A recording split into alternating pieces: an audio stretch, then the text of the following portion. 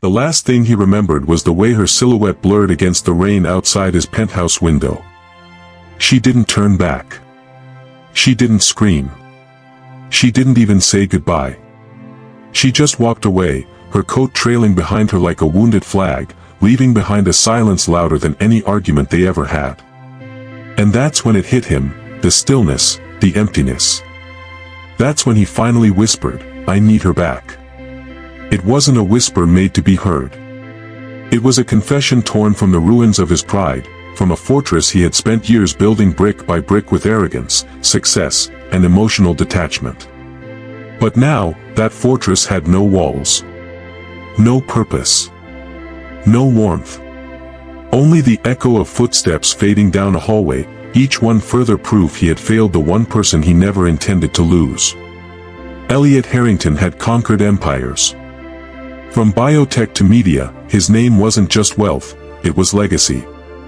Men envied him. Women admired him. But none of them had ever touched his heart the way she did. Not until she came into his life like a storm he never saw coming. Not until she shattered his armor with nothing but her silence and her sincerity. And now she was gone. He didn't chase her. Not that night. Not the next day.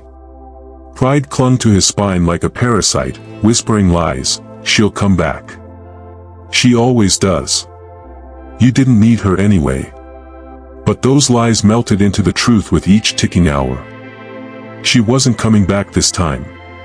Something in the way she left, so calm, so final, told him this wasn't like before. The doorman had looked at him with a strange mix of pity and confusion that morning. Elliot had stumbled into the lobby in the same clothes from the night before, tie loose, shirt wrinkled, eyes hollow.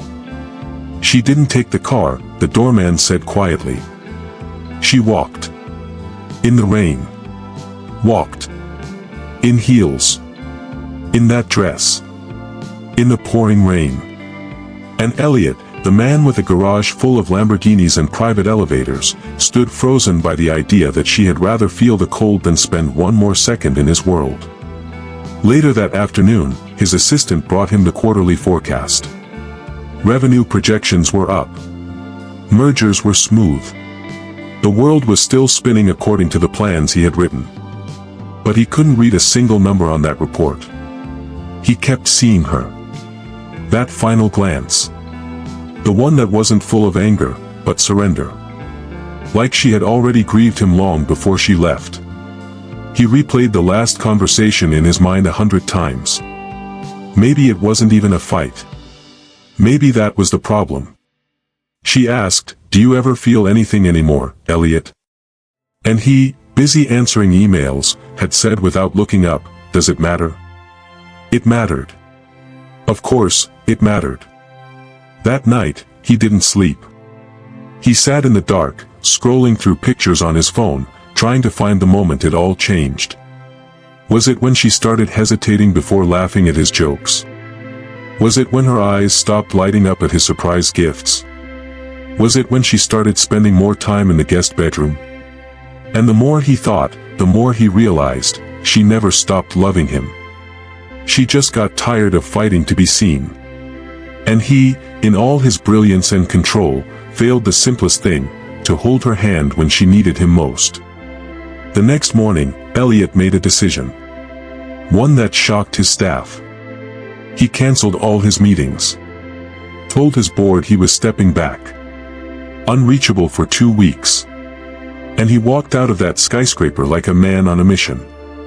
Not for profit. Not for power. But for penance.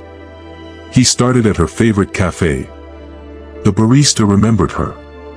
She used to write poetry here. Sat in the corner with a cappuccino and that old leather notebook. Always smiling to herself like she had a secret. He asked if she'd been back recently. The barista shook her head. Not since last week. But she looked sad. Different. Different. That word wrapped around his heart like a chain. Next, he went to the bookstore they once got locked in during a freak snowstorm. It was the first time he saw her laugh without reservation. She had found a dusty romance novel and dramatically read lines aloud until he was doubled over in laughter. He asked the owner if she'd been by. She was here. Returned a book. Looked like she'd been crying. Left this behind. He handed Elliot a bookmark. It was hers. A pressed forget-me-not laminated into the corner. Her initials scrawled in the corner in faded ink. And that's when the panic truly set in. She wasn't just gone. She was erasing herself. Erasing the traces. The memories. Elliot booked a flight to the last place she ever mentioned when they were still talking in bed, Oregon. She said once, "If I ever disappear, you'll find me by the cliffs in Cannon Beach. That's where I go to remember who I was before I met you." He flew that night. Drove hours through the dark and fog. No assistant. No driver. Just him, a borrowed rental car, and a hope that felt more like a prayer. The cliffs were cold. Wind howled like a grieving soul. And there she was. Standing near the edge, coat flapping, hair wild, a piece of driftwood in her hand like she was sketching on the sky. He didn't speak at first. She didn't look at him. Minutes passed. Maybe a lifetime. Then, finally, he walked closer and whispered, "I need you back." She turned slowly. Her eyes held no hate. Just sadness. And something else. The faintest spark of hope. She said nothing. He dropped to his knees in the wet sand. "I was empty before you. I thought that was strength. I didn't know what life felt like until you left. And now, I don't want to survive if it means not feeling you next to me again." She looked at him. And finally, after what felt like forever, she said, "Then why didn't you stop me that night?" His voice cracked. "Because I thought silence was safer than begging.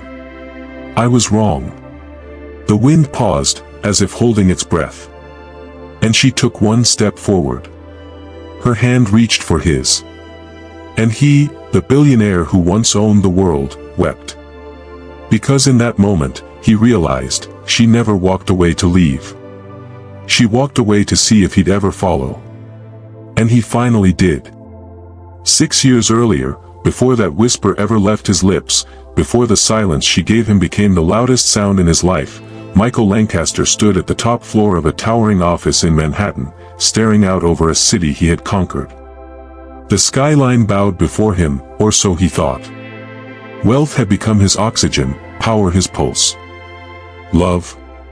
It had become a commodity too volatile for a man who prized control above all else.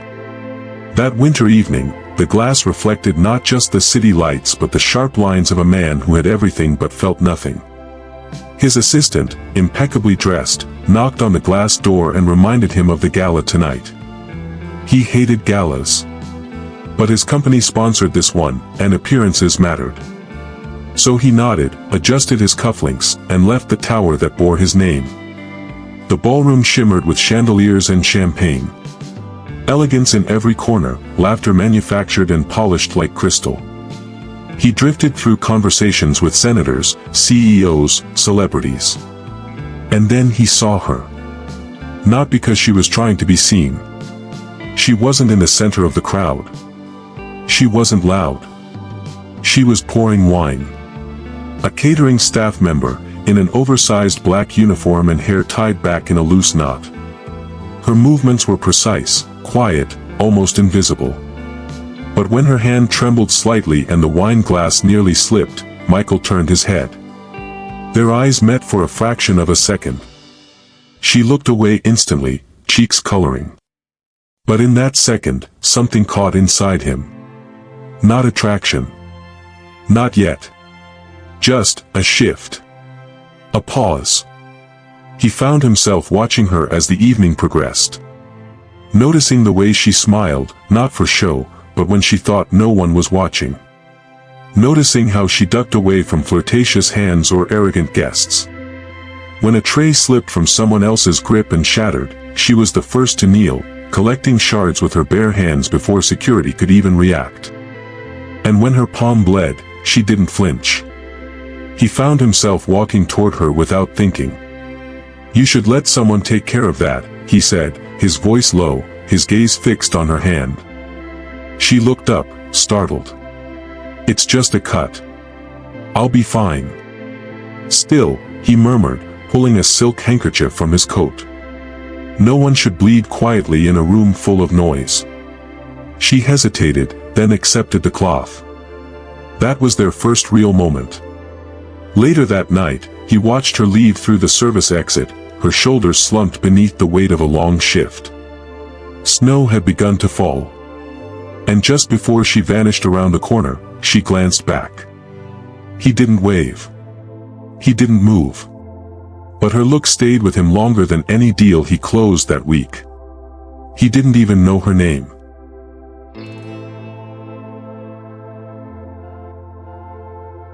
The following days blurred into meetings, deadlines, acquisitions. Yet, his mind returned again and again to that moment. He began asking questions. Discreetly. Her name was Claire.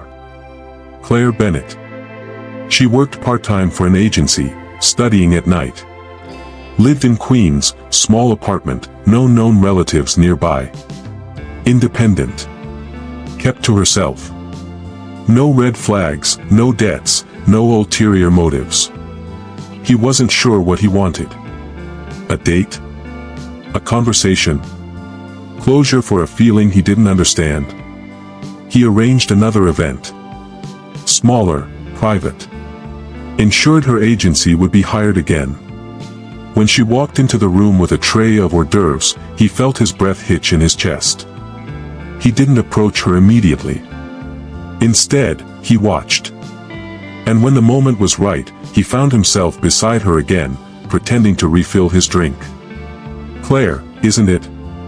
Her eyes widened. "Yes, sir." "Michael." He offered his hand. She shook it, gently. "Thank you for the handkerchief.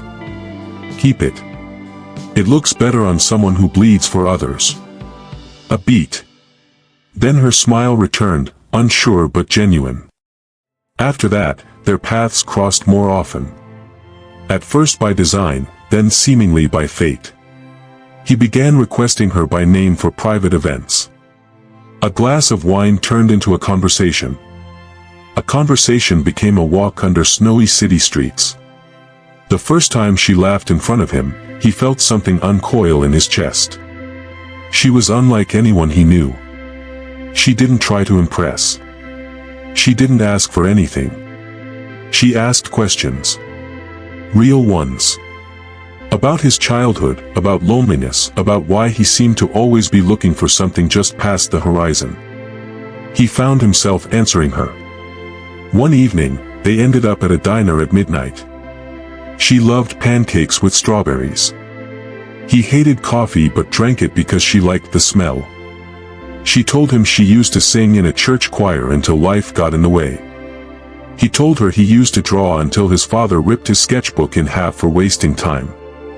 "You still draw?" she asked. "No," he said. Then paused. "But I remember how it felt." They sat in silence. It wasn't awkward. It was full.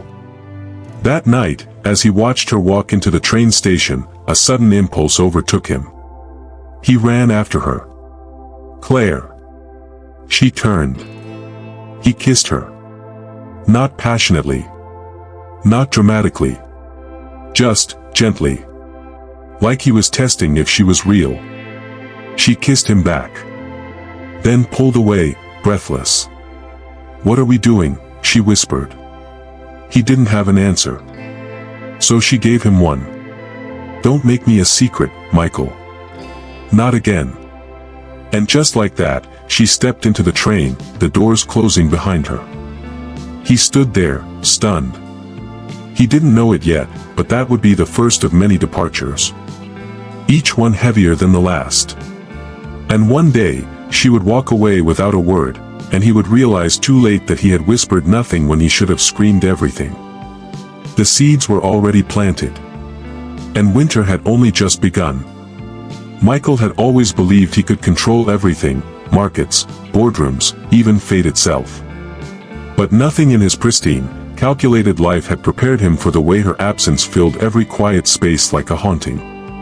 The days that followed their last encounter moved like shadows, slow and shapeless. He told himself she had simply walked away, that people do that time would fade her image from his mind like sunlight dulling a photograph. But it didn't. Instead, he kept seeing her in the margins of his life, in the silence between meetings, in the empty space beside him on the leather couch at home, in the echoing footsteps down the marble hallways of his penthouse. She had never said goodbye. Not a word. No note, no final tearful confrontation. Just her leaving, like a ghost disappearing into fog. That silence had become unbearable. He remembered when they first met, how different the world had seemed then. 6 years ago, before the accolades and mergers, before he became the youngest CEO in the city to lead a Fortune 500 company, there had been that one rainy night in Eastbrook. He was only there to scout a failing property deal, a rundown bookstore about to be swallowed by one of his real estate firms. He never expected to meet someone who would question the very fabric of his existence. She worked there, her hair tucked in a loose bun, glasses slipping down her nose, surrounded by books like they were her armor. He had walked in with an umbrella worth more than her monthly salary, drenched in detachment, already bored before even saying a word. But then she looked up.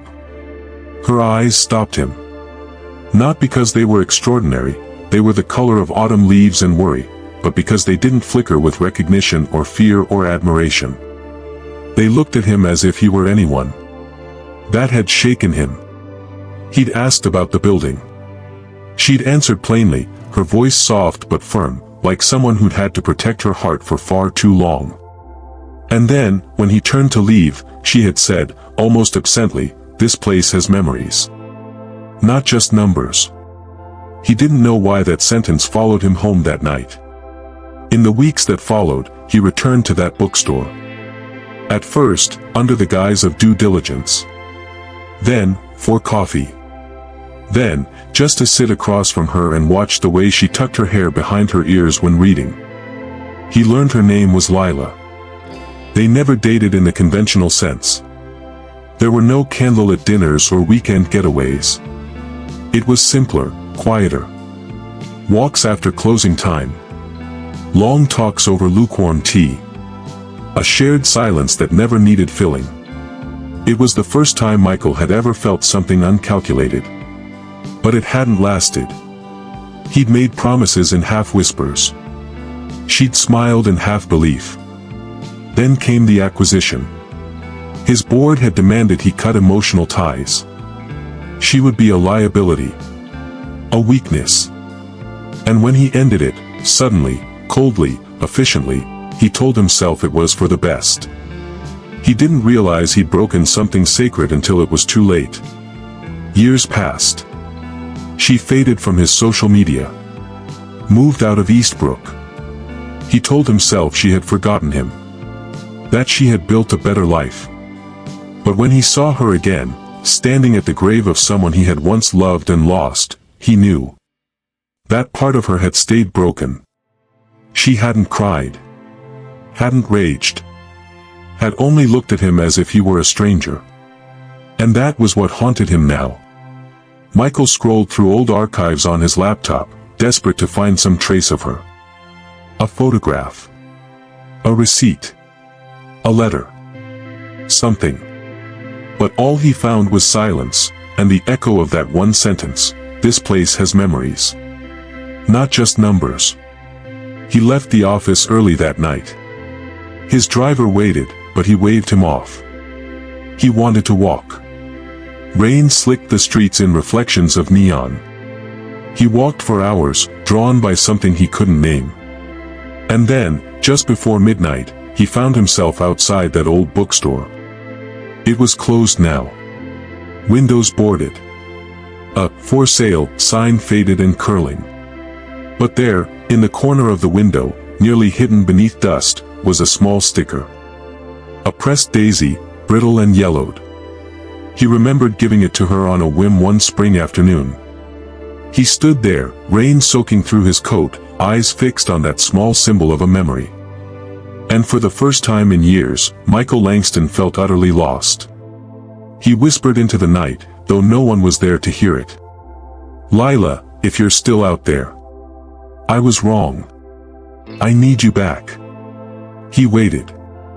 As if the air might answer. As if memories could open doors. But the city moved on around him. Cars passed. Rain fell. And in the reflection of that long-abandoned window, a man saw his own face twisted by longing and regret. The sun dipped low over the horizon, casting a warm amber hue across the quiet town where everything had once unraveled and everything now hoped to be stitched back together. Michael stood still at the park's edge, hands buried deep in the pockets of his dark wool coat, his breath visible in the crisp evening air. It had taken him 3 weeks, 3 long, sleepless, gut-wrenching weeks, of searching, of chasing shadows and whispers, to finally find her. And yet now that he saw her, sitting on a worn wooden bench reading quietly to a boy whose curly brown hair matched his own, he found himself frozen, afraid to cross the distance that could either reunite a family or confirm the loss was permanent. The boy, Ethan, looked up, his small hand pointing at a drawing in the picture book, while her soft voice narrated patiently. The way she tucked a strand of hair behind her ear, the way she leaned close to the boy with that same protective tenderness, it shattered what was left of Michael's defenses. Every moment they had shared rushed back, the laugh in the rain, the touch of her hand, the scent of her hair, the night she whispered, "Don't forget me," as she slipped away without a word. He hadn't just forgotten her, he'd erased her, buried her beneath layers of ambition and arrogance and fear. As if sensing him, Ethan suddenly turned. Their eyes met, father and son, and the child blinked as if he recognized something not from memory, but from instinct. Then Ethan stood, still holding the book, and toddled toward Michael without hesitation. "Hey mister," he said, staring up at him with wide brown eyes, "you look like the man in Mommy's drawing." Michael knelt slowly, afraid that even a sudden movement might shatter the delicate illusion of connection. "Do I?" His voice cracked. "What's your name?" "Ethan." "I'm 5. And Mommy says I'm the best hugger in the world." Michael couldn't speak. He reached out, unsure, until the boy flung his arms around his neck, pressing his cheek to Michael's shoulder. A tremor ran through him, his arms encircling the child like he was made of glass and memory. By the time she approached, quietly, cautiously, Michael was standing again, holding Ethan's small hand. Their eyes met, and in hers, he didn't find anger. He didn't find hate. He found something worse, exhaustion. A kind of emotional fatigue that came from waiting too long for something you once believed in. "I wasn't sure," she said, "if you'd come. But I always knew, you could." "I'm late," Michael said, his throat tightening. "I know that. And I know I don't deserve your forgiveness. But I'm not here to beg. I'm here to ask if you'll let me try. Not for me. Not even for Ethan. But for what we might still have left." She looked down at Ethan, who had now returned to his book on the bench, oblivious to the tectonic emotional shift in the adults' lives. "You never came back," she whispered. "That night. I waited. 4 hours. I was scared," he admitted. "You made me feel something I didn't understand. You saw through everything I thought I was, everything I pretended to be. And that terrified me. You left me to carry everything alone. I know. And I won't ask you to carry anything else." He took a step forward. "Let me carry it now." A long silence stretched between them. The wind rustled leaves. A bell chimed from the church nearby. Her eyes welled with tears, but none fell. "I don't know if I still believe in us," she said. "I do," Michael said. "But I'll walk beside you even if you don't believe yet. I'll be the silence next to your pain, the apology in every step. Until you don't have to walk alone." Her hand reached out slowly, trembling, and found his. And in that one gesture, there was no drama. No grand statement. Just two hands touching where once a canyon of heartbreak had stretched. Ethan looked up and smiled. "Are we going to the bakery now?" She laughed, softly, and Michael nodded, his thumb brushing the back of her hand. "Yes," he said. "The bakery. And maybe later, somewhere with swings." The three of them walked off as the sun slipped beneath the skyline, a new chapter beginning where the last one had almost ended. And though the world remained loud and uncertain, within that small circle of three, something sacred had been reborn, not because time healed all wounds, but because they'd chosen to reopen what was buried, and to love each other, anyway.